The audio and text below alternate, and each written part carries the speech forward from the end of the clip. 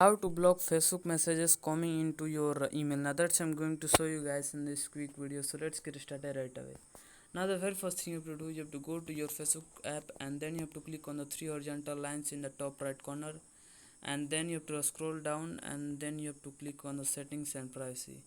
After that you have to click on the settings, and when you click on the settings you have to scroll down, and scroll down till you see the notification settings.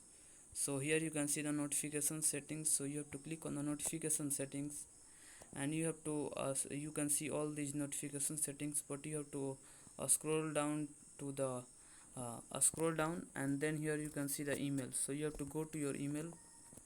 When you click go to your email, then here you have to uncheck all these boxes, so you have to uncheck all these boxes, so you have to uncheck all these boxes.